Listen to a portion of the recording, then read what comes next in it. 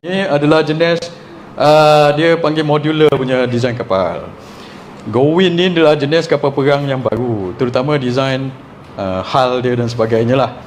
Tonnage Sigma Gowin ni adalah lebih besar daripada, kalau Sigma tu boleh bawa dalam 1600 ton displacement, tapi kalau Gowin boleh pergi up to 3100. So dia lebih besar dan lebih bagus.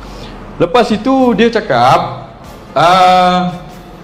benda ini dia kata Panglima Tentera Laut pada ketika itu, dia kata Tan Sri Aziz tak salah saya, hantar 10 surat tak mau design Gowin ni.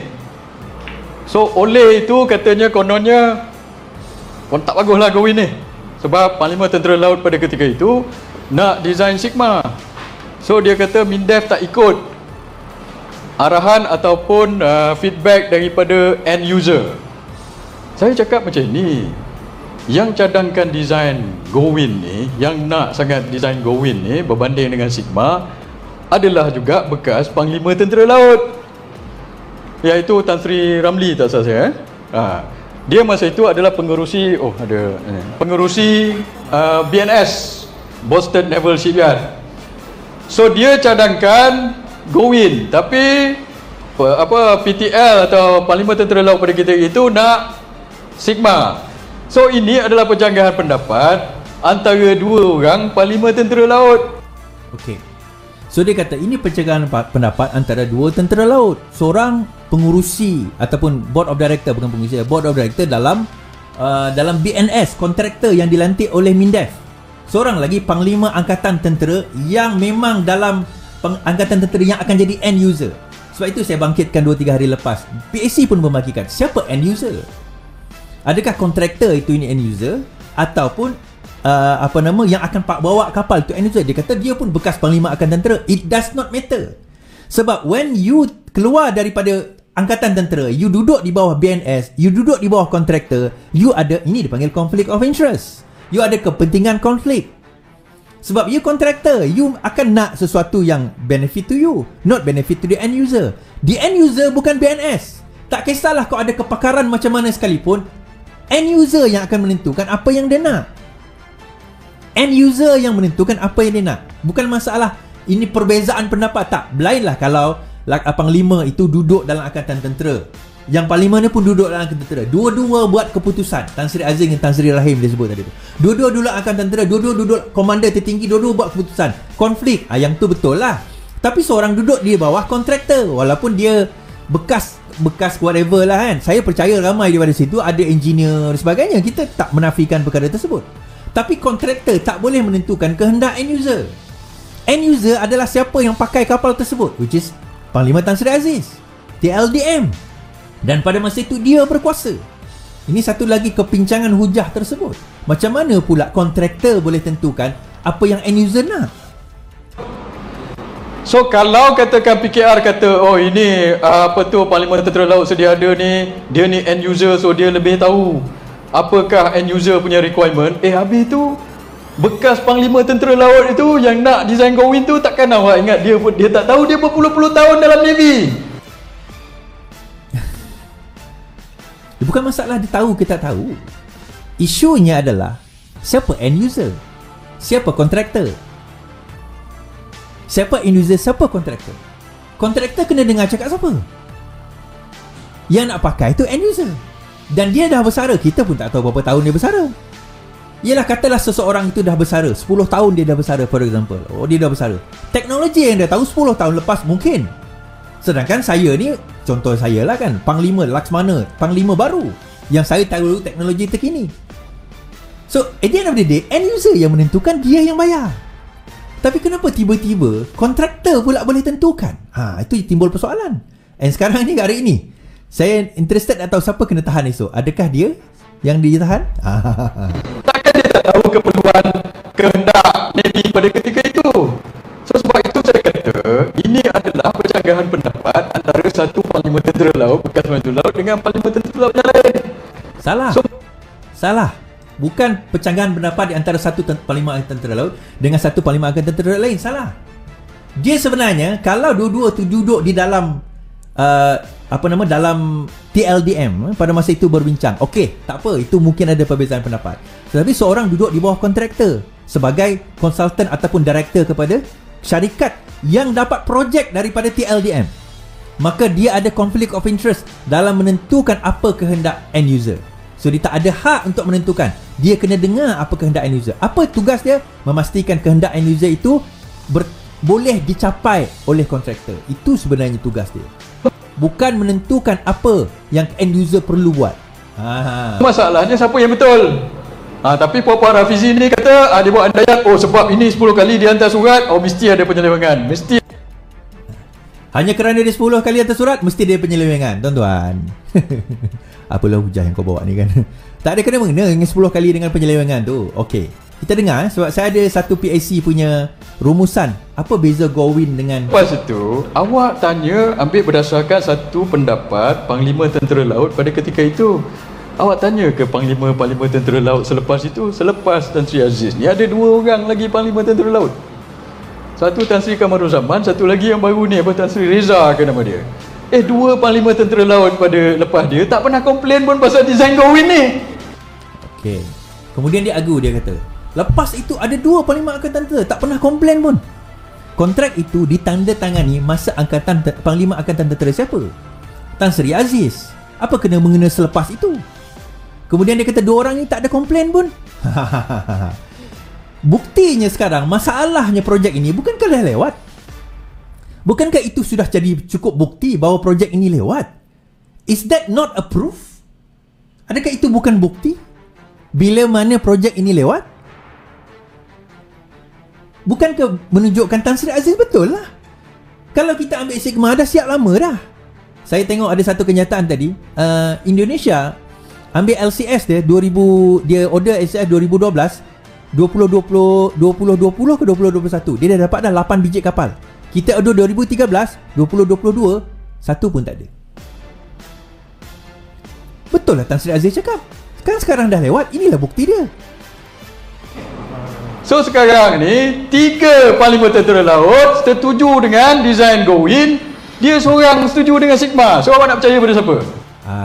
Ini satu lagi salah. 3 orang setuju dengan Gowin, seorang setuju Sigma. Okey. Number 1, yang 2 selepas Tan Sri Aziz selepas sign kontrak itu tidak ada say pun terhadap kontrak tersebut. Kontrak itu sign 2013. Itu yang pertama. Kedua, 2 ni kat mana dia kata dia setuju? Jangan kamu mandai-mandai tiba-tiba kata setuju. Yelah, benda tu dah jalan. Dia nak kata apa? Kontrak dah berjalan, duit pun dah belanja, barang pun dah post, view pun dah banyak. View pun dah banyak. Tapi kita nak kata macam mana? Kan? Takkan 2 orang tu nak membantah lagi. Kita nak kata macam mana, tuan-tuan? Dan 2 ini tak boleh jadikan 3 lawan 1, therefore 3 menang. Itu bukan hujah. Itu saya cakap. And kalau 3 orang Panglima Tentera Laut dah suka design Gowin, seorang aja suka Sigma, siapa puak-puak PKR Rafizi, Nurul Izzah ni, siapa benda yang kata kita kena go betul? Dia design kapal perang pun saya tak tahu dia tahu ke tidak, tuan-tuan. Dan dia kata, ni dia kata lagi, ini saya kena cakap, dia kata apa? Sebab saya kena jawab benda ni sebab saya punya politik positif. Tapi kalau dia tuduh kita macam-macam, kita kena jawab. So I have to get the fact right so that we answer. Dan dia kata lagi, kalau kita tukar pada Gowin ini design dia yang dibuat oleh kontraktor Perancis. Sigma ni dibuat oleh kontraktor Belanda. Dah tentu-tentunya akan ada sebab kita nak bagi pada kroni kita ni, yang kontraktor Perancis ni, untuk kroni kita dapat duit. Kalau macam tu, saya pun boleh buat andaian, tuan-tuan. Saya pun boleh tanya dia, yang awak nak sangat design Sigma ni, awak nak bagi pada kroni Sigma awak ke? Betul? Baik. Kontrak tu sign 2013, baik. Letter of intent 2011.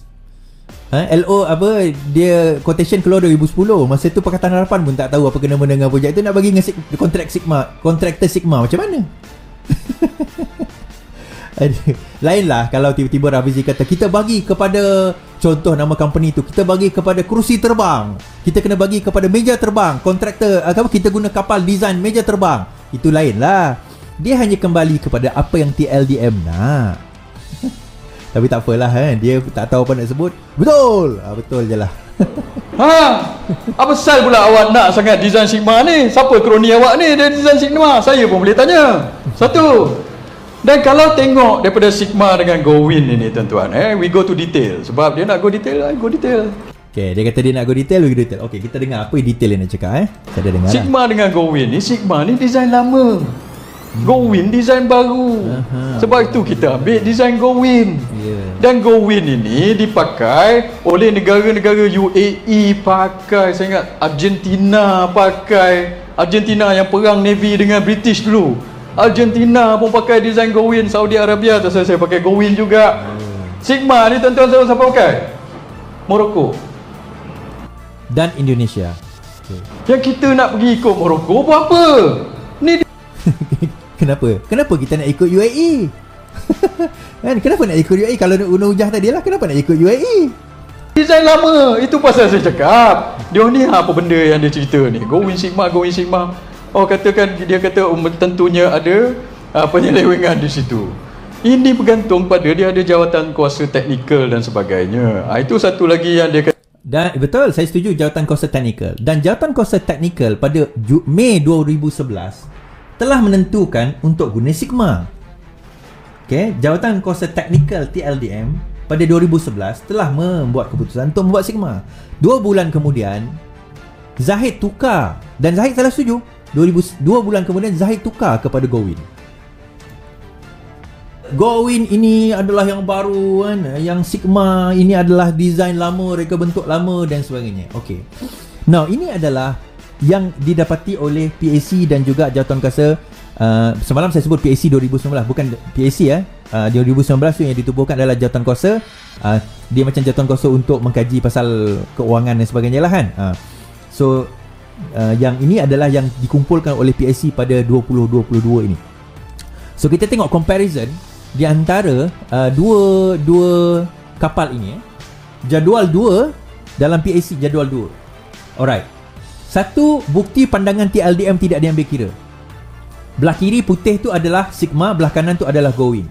Okay, yang pertama, tiada syarat package CMS, Combat Management System, dari pengeluar yang sama. Tetapi Go-Win ada syarat CMS SETIS dari DCNS, pengeluar sama dari Perancis. Okay, kita tengok hujah pertama tuan-tuan. Untuk DCNS adalah syarikat yang sama mengeluarkan Skopin, bukan mengeluarkan, syarikat sama yang berkaitan dengan Skopin dahulu. Syarat kepada Go-Win, kalau nak ambil Go-Win kena guna Combat Management System yang sama daripada DNS. Maksudnya dia packagekan sekali. Bagi Sigma tak perlu. Maksudnya Sigma boleh ambil kapal saja, CMS boleh ambil yang lain. So dalam kes ini TLDM nak guna CMS Tacticos, nama dia Tacticos, TACTICOS. Kita akan tunjuk sekejap lagi. Kenapa? Kalau dia sekalikan, suka atau tidak ada kepakaran tentang CMS tersebut. CMS ni dia ada company yang ada kepakaran dia. Kapal lah, design kapal. Tapi CMS dia ada kepakaran yang lain.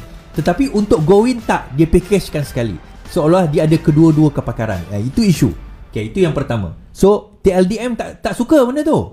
Dia kalau boleh separate supaya masing-masing ada kepakaran masing-masing. Okay. Yang kedua, proven design telah digunakan oleh Tentera Laut Indonesia dan dalam pembinaan untuk Tentera Laut Maghribi. Ini tahun 2011 tuan-tuan, 2011 perkara ini dibincangkan. Ini bukan 2020, bukan 2022. Sedangkan pada masa itu, pada 2011, sekarang ni dah ada dah, dah siap dah. Tapi pada 2011, Go-Win hanya pada tahap prototype, konsep saja. Dan dia hanyalah prototype untuk offshore petrol vessel. Okay? Offshore petrol vessel saja. Sebab itu mungkin antara sebab kenapa ditukar daripada 3 dimension kepada 4 dimension. Sebab dia tidak memenuhi keperluan ataupun tidak memenuhi keperluan combat sebagaimana yang dikendaki oleh TLDM. Okay. Itu yang kedua. Yang ketiga, proven track record oleh Sigma. DSNS tawar package penubuhan usaha sama bidang design dan engineering serta transfer teknologi. Maksudnya baru nak R&D tuan-tuan. Okay, itu 3 perkara. Saya akan tengok yang bawah lagi daripada segi CMS dia. Tuan-tuan, yang cakap ni bukan Rafizi. Yang cakap ni bukan Nurul Izzah. Yang cakap ni bukan PKR. Yang cakap ni adalah TLDM, di mana dalam TLDM tu takkan tak ada technical committee. Panglima seorang dia tak cukup dia nak tahu tentang selok-belok technical, benda-benda technical.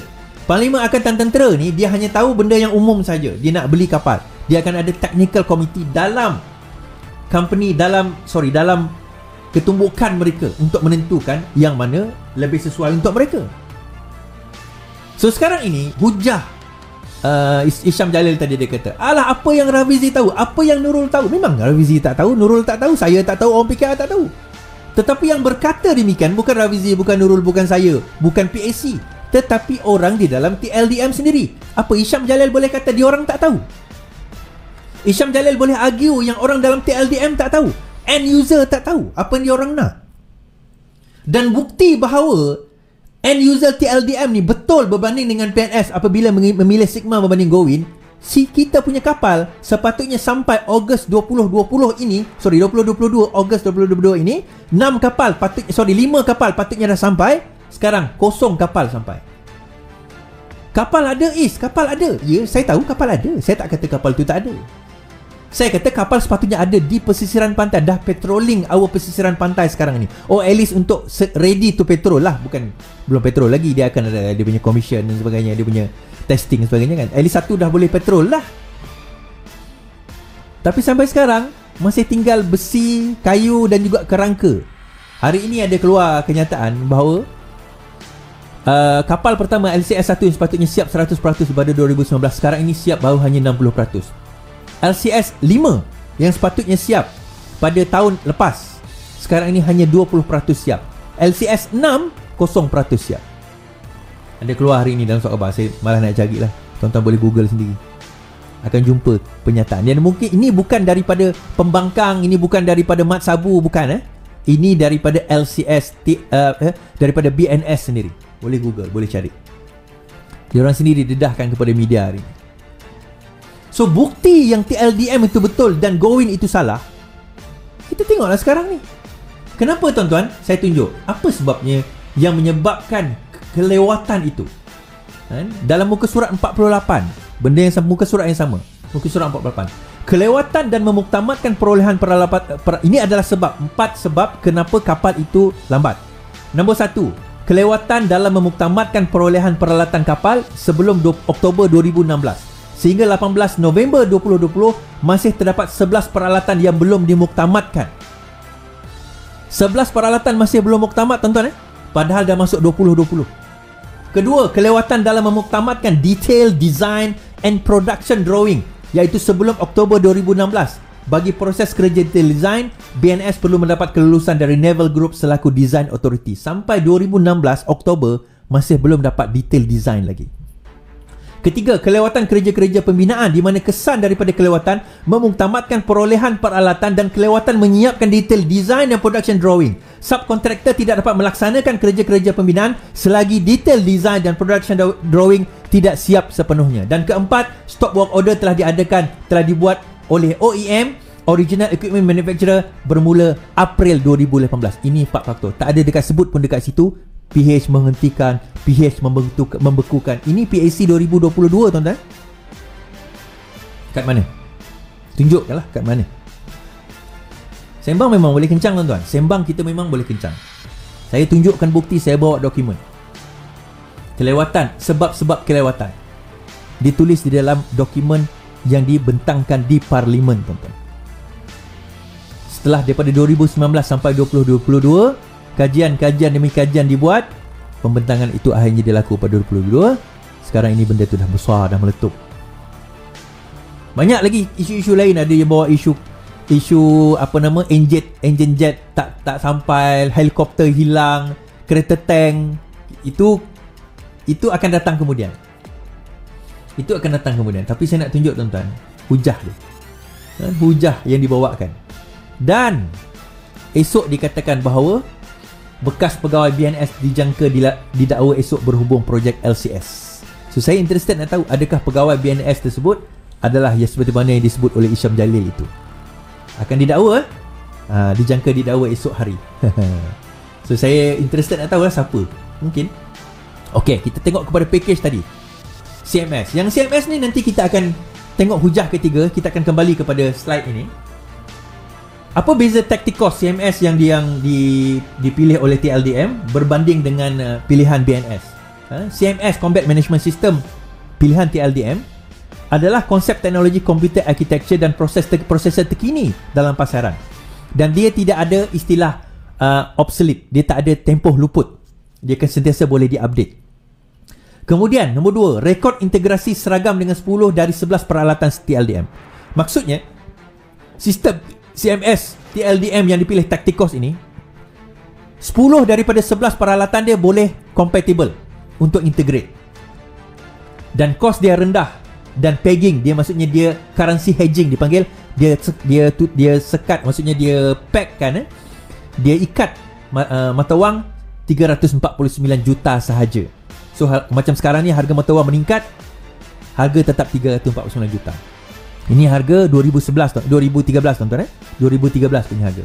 Kita tengok CMS Cetis yang Hisham Jalil agung-agungkan tadi tu.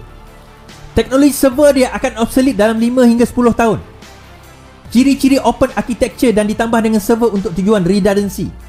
Kalau saya nak cerita apa open architecture ni, panjang cerita. Masih dalam pembangunan ke atas French Navy dan Tentera Laut Maghribi. Boleh integrate hanya satu peralatan pihak LTLDM. Daripada 11 tu hanya satu. Tadi daripada 11, 10 boleh integrate. Yang ni satu je. Maksudnya kalau dia tak boleh integrate, kena beli baru lah. Dan kos dia lebih tinggi, di mana tidak ada currency hedging. Sekarang pada masa PAC ni dibentangkan 2020, jawatan kuasa ini membentangkan pada 2020. Ini bukan PAC jawatan kuasa keuangan Harga pada masa itu dah 479.4 juta pada masa itu. Ini 2020. Ini 2022, harga dah meningkat makin naik. Tuan-tuan, kalau tuan-tuan lah jadi kontraktor pula. Jadi orang yang bertanggungjawab lah kata-kata untuk nak memilih benda ni. Ya, katalah tuan-tuan ni panglima perang ke whatever lah. Kan? Di dalam TLDM. Agak-agak tuan-tuan pilih mana? Logik tak payah kita ada kepakaran. Orang kata apa, jadi pakar nak tahu pasal kapal perang ke apa ke, kita jadi management.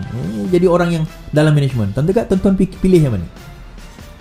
Ni kita tak sentuh lagi 3 layer company yang nak sediakan CMS ni, Combat Management System ni. Kita belum sentuh yang tu lagi tuan-tuan. Malam esok kita sentuh bab tu. Malam esok kita sentuh bab itu.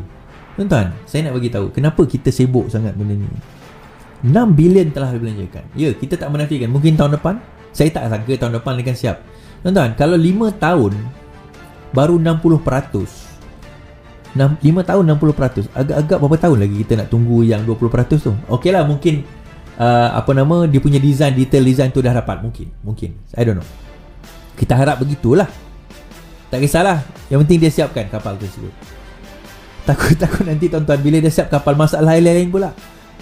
Dah lah kena upgrade sistem itu setiap 5 ke 10 tahun. Sebab dia obsolete. Dah habis 10 tahun, lepas tu apa? Nak kena beli lagi. Buat duit betul ni tuan-tuan. Buat duit betul ni. Tak tahulah tuan-tuan. Inilah dunia akhir zaman. Kan? Akhir zaman, kenapa saya kata akhir zaman? Orang-orang macam ni tiba-tiba, betul lah dia orang ni. Hujah yang terbaik lah Syam. Kau memang terbaik lah Syam. Bila jenis malas membaca tuan-tuan, malas mengkaji, dia jadi hujah terbaik lah. Okeylah, biarlah cerita kat situ. Alright.